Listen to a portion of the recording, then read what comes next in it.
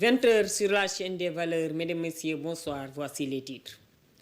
Gestion des finances publiques sous surveillance. Un rapport révèle des comptes bancaires de l'État mouvementés pour des dépenses extra-budgétaires dont le remboursement de la dette.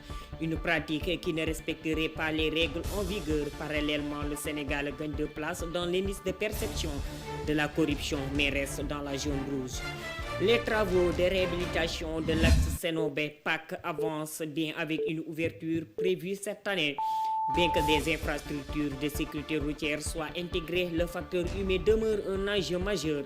Ibrahim Ndaou, coordonnateur de l'Agence nationale de la sécurité routière, insiste sur l'importance de l'éducation pour prévenir les accidents. Darou Alpha, une localité située dans la commune de Mont-Roland, un événement de solidarité entre communautés chrétiennes et musulmanes pour offrir des consultations médicales gratuites, un geste fort de fraternité et d'engagement pour le bien-être de tous. Voici le sommaire, dans un instant, le développement.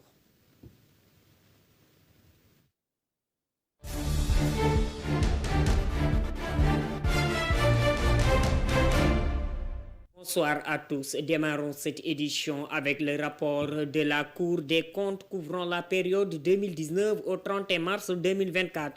Rendu public ce mercredi, a mis en lumière une pratique controversée dans la gestion des finances publiques du Sénégal. Selon le rapport, des comptes bancaires commerciaux ouverts au nom de l'État du Sénégal sont mouvementés sur ordre du ministre chargé des Finances et utilisés pour couvrir des dépenses extra-budgétaires.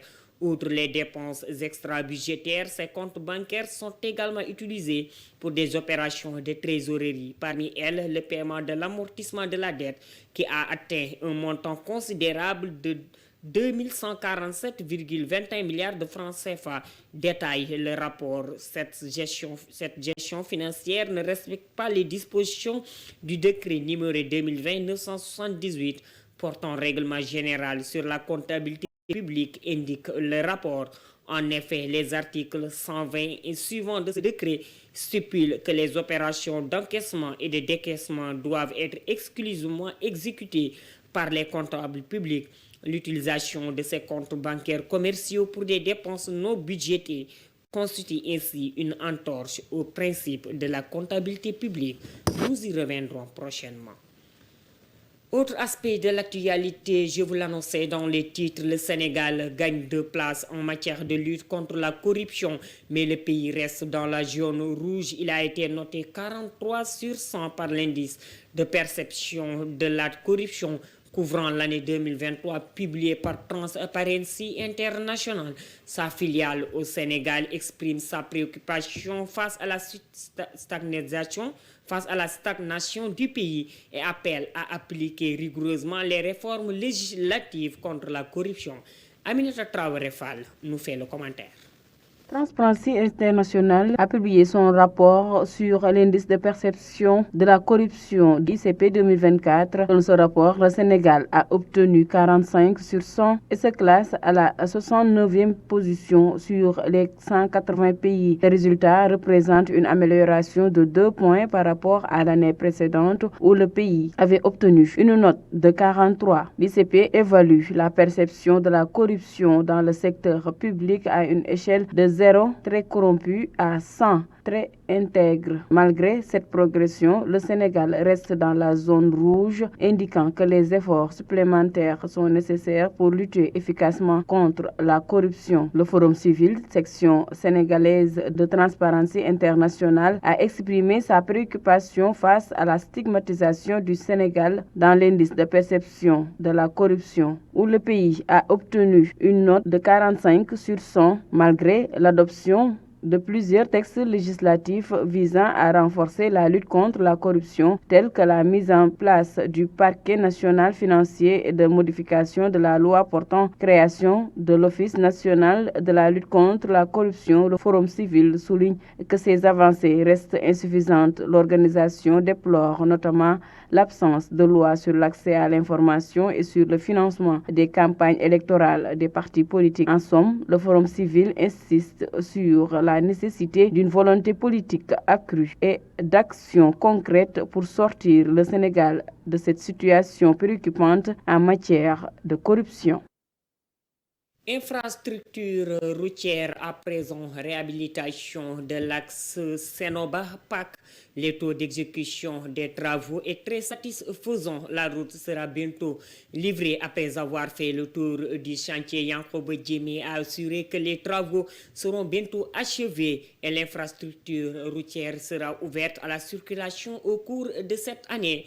Le projet en question intègre plusieurs autres infrastructures connexes qui seront réalisées dans le cadre de la responsabilité sociale d'entreprise. Écoutons les propos du ministre Yankoba Djemi.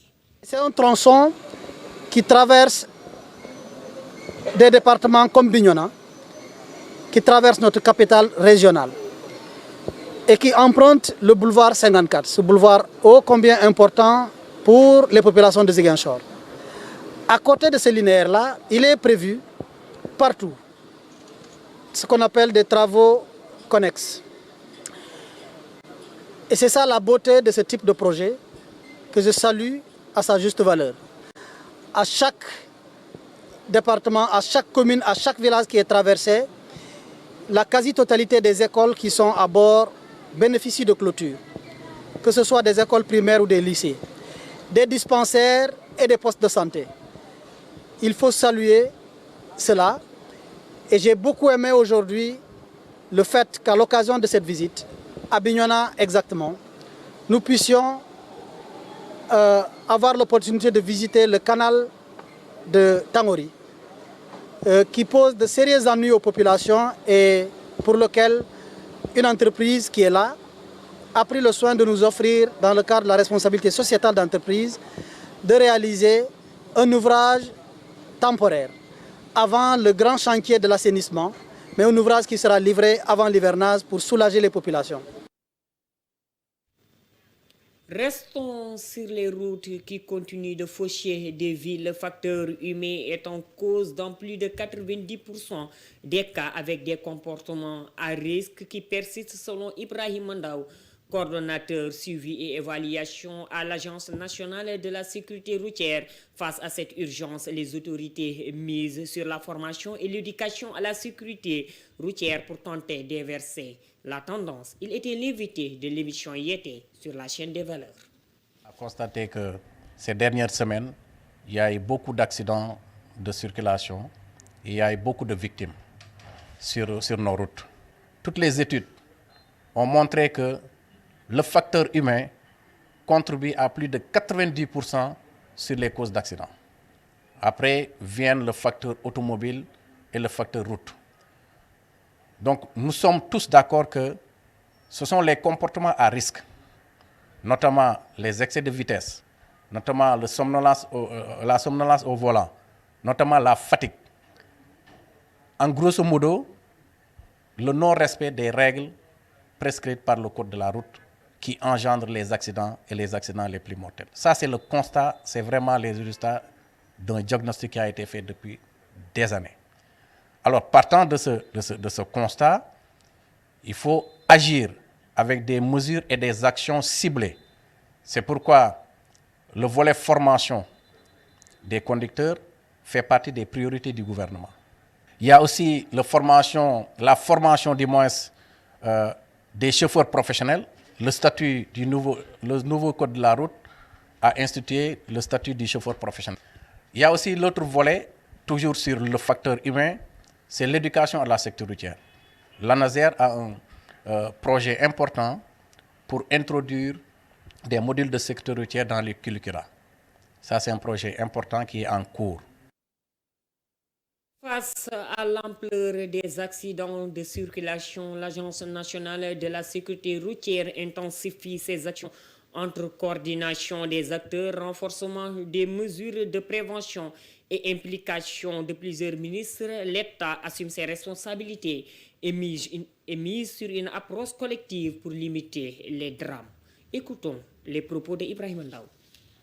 Il faut juste rappeler que l'Agence nationale de sécurité routière est une agence qui a été créée par l'État du Sénégal en 2021 pour assurer la coordination de toutes les activités de sécurité routière et d'harmoniser les interventions des différents acteurs pour réduire le nombre de victimes, les morts, mais aussi réduire drastiquement les accidents de circulation.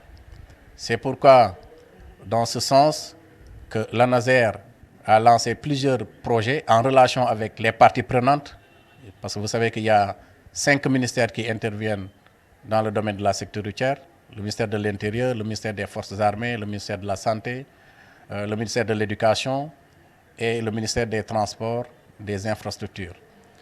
Donc, plusieurs projets sont lancés par l'ANASER en relation avec ces parties prenantes pour réduire les accidents et faire baisser drastiquement le nombre de morts et de blessés graves.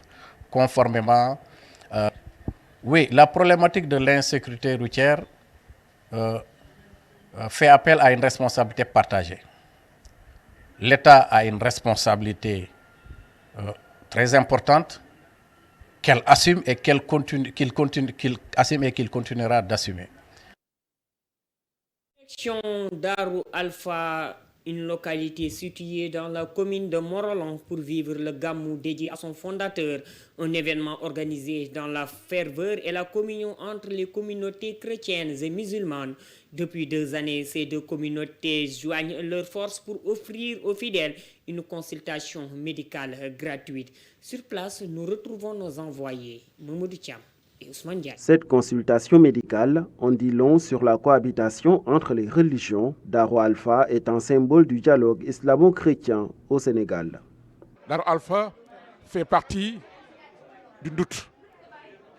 Alors, on est là parce que nous faisons partie aussi de cette communauté. En tant que talibé, j'allais dire même en tant que parent. Parce que Feu Alpha, même Alpha, disait qu'il n'a pas de talibé, mais il a plutôt des parents. Donc en tant que parents, aujourd'hui, nous n'attendons pas que des gens viennent nous demander d'appuyer. Nous venons de nous-mêmes pour appuyer la couverture médicale de Gamou.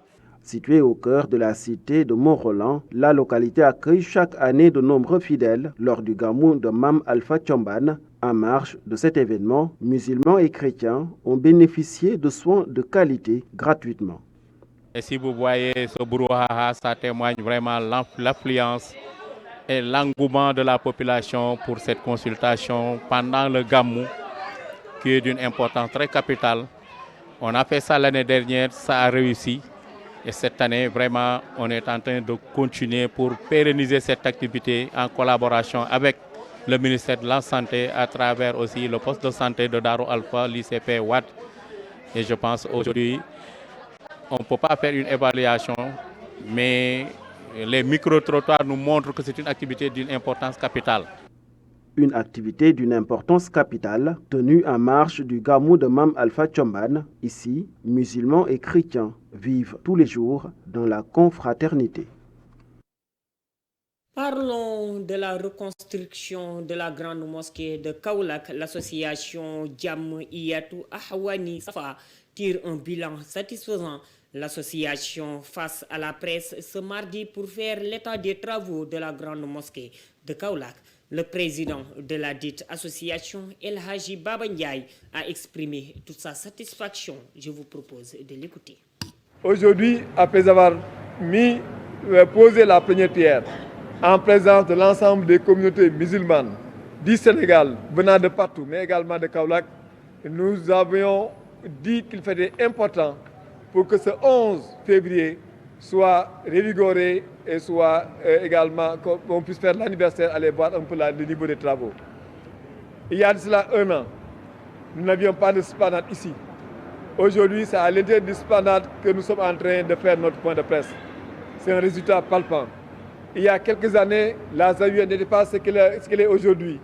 Mais avec son engagement, il a réussi à rendre moderne, attrayant et d'une beauté extraordinaire. Nous sommes pratiquement à 70%. Vous avez vu qu'on a déjà fait les dalles. Et c'est à un seul niveau. Les mausolées sont aujourd'hui à 20 mètres, mais si on doit aller à 40 mètres, les minéraux qui sont devant seront à 35 mètres.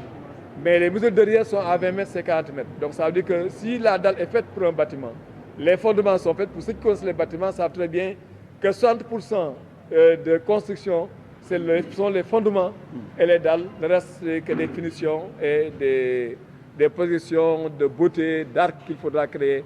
Donc nous sommes aujourd'hui à pratiquement 80% et nous pensons que si les travaux continuent, Inch'Allah Rabbi, d'ici la Tabaski ou juste après la Tabaski, les Kaolackois vont inaugurer ce bâtiment qui va être un joyau au profit de l'ensemble des musulmans.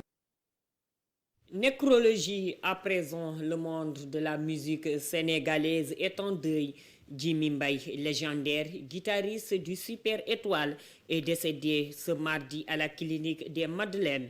Selon les sources proches de la famille, l'artiste a succombé à une courte maladie qui l'avait récemment affaibli. Sa disparition a provoqué une vive émotion, notamment auprès des fans de Youssou Ndour, avec qui il partageait la scène depuis des décennies. L'annonce soudaine de son décès a donc surpris et attristé bon nombre de mélomanes et d'acteurs culturels. Le virtuose de la guitare est inhumé ce mercredi au cimetière de Yoff. Sa contribution au rayonnement du mbalax restera gravée dans les mémoires. Le groupe Mourchid Communication présente ses condoléances à ses proches ainsi que sa famille. Tout de suite, l'actualité internationale. Sur l'international aux États-Unis, Donald Trump a réaffirmé son plan pour Gaza, en faire une zone touristique sous contrôle américain. En République démocratique du Congo, les habitants du camp Boulengo à Goma, sous l'ultimatum des rebelles du M23, sont forcés de se réfugier. En Afrique de l'Ouest, le Ghana fait face à un déficit budgétaire de 156 millions de dollars. Ismaïla Mbaye nous fait le point. En Afrique de l'Ouest, le gouvernement du Ghana fait face à un déficit budgétaire de 156 millions de dollars avec 78 millions de dollars affectés aux interventions sanitaires menacées comme la prévention du paludisme et la lutte contre le VIH-Sida. Le président John Dramani Mahama a ordonné au ministre des Finances de trouver des solutions. La fermeture de l'agence américaine USAID a suspendu plusieurs essais cliniques et affecté des programmes de santé. Environ 18 000 nouvelles personnes atteintes de VIH au Ghana ont besoin de traitement. Ensuite, à Goma, les habitants du camp de Boulengo à Goma ont reçu un ultimatum des rebelles du M23, leur ordonnant de quitter le camp en 3 jours. Les déplacés, déjà victimes des violences dans l'est de la RDC, se retrouvent à nouveau sans abri. Parmi eux, Sibomana Safari exprime son désespoir face à l'absence d'aide pour ses enfants. Le M23, qui contrôle désormais Goma, affirme vouloir rétablir des services de base, mais la population craint que cela aggrave la crise humanitaire. Les corps des victimes des affrontements jonchent les rues et les secours sont débordés. Enfin, aux États-Unis, lors de sa rencontre avec le roi Abdallah II de Jordanie à la Maison-Blanche, Donald Trump a réaffirmé son plan pour Gaza, visant à vider la ville de ses habitants et à réaménager en zone touristique, avec une gestion américaine pour garantir la paix et le développement économique. La Jordanie, qui abrite plus de 2 millions de Palestiniens, a rejeté fermement cette proposition. Le roi Abdallah a souligné la nécessité de prendre en compte les intérêts des États-Unis et des peuples de la région, évoquant également des discussions sur un plan proposé par l'Égypte. Cette rencontre intervient dans un contexte tendu, avec des accusations du Hamas concernant des violations de la trêve par l'Israël. Voici la fin des actualités internationales. Merci Ismaïla Mbaye. Échanger avec sa mère, c'est partager un instant de complicité qui ne ressemble à aucun autre. Ce sont des moments précieux où l'amour, la joie et la tendresse se mêlent pour créer des souvenirs inoubliables. Prenons soin de nos mamans tant qu'elles sont en vie, car elles sont irremplaçables sur cette terre. C'est avec ce conseil que nous venons au terme de cette édition. Merci à toute l'équipe de réalisation et bonne suite de programmes sur la chaîne des valeurs.